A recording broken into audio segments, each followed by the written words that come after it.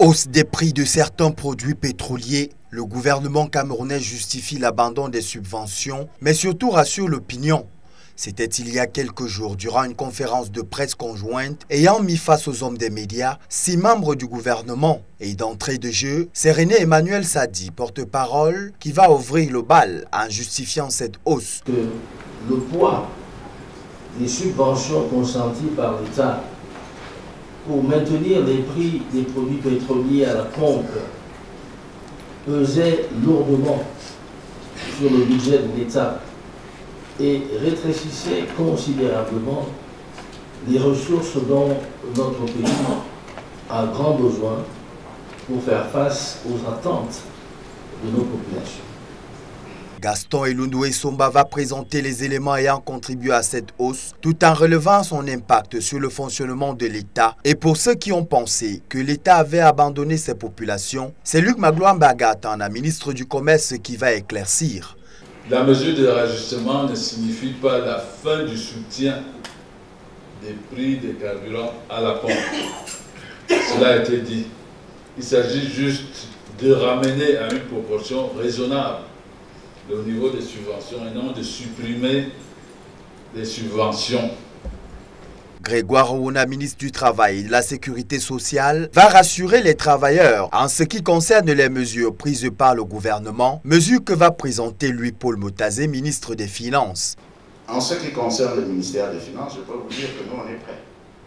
Nous avons fait tous les calculs et nous on est prêts pour que, sauf si on a d'autres instructions, pour que cette revalorisation court à compter du salaire de ce mois de février. Nous sommes prêts.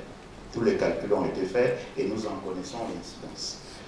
De la même façon, il y a d'autres mesures que nous pourrons prendre, que nous allons prendre en matière fiscale, en matière douanière.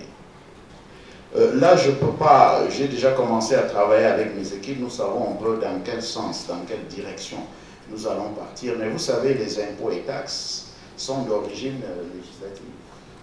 Donc je ne pourrais pas donner un chiffre parce que nous espérons lancer des négociations avec le secteur privé, avec les opérateurs économiques. Ça va tourner autour des impôts libératoires, ça va tourner autour de la patente, ça va tourner autour d'un certain nombre de choses qu'il va falloir baisser. Pourtant, dans l'immédiat, c'est l'inflation des transports qui touche de plein fouet les populations. Et à ce problème, le ministre des Transports appelle à une concertation des acteurs. Ces discussions-là auront l'avantage de poser la problématique à tous les niveaux transporteurs, pas seulement les transporteurs routiers, mais tous les autres. Si tous les autres sont calmes aujourd'hui, c'est peut-être parce qu'ils n'ont pas la latitude de modifier de manière unilatérale, ils sont ce point-là.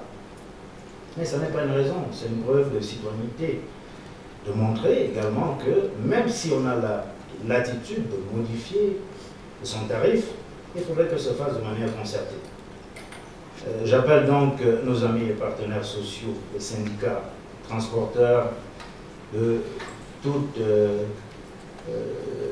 les 4 formes, à se mettre le plus rapidement en phase avec nous.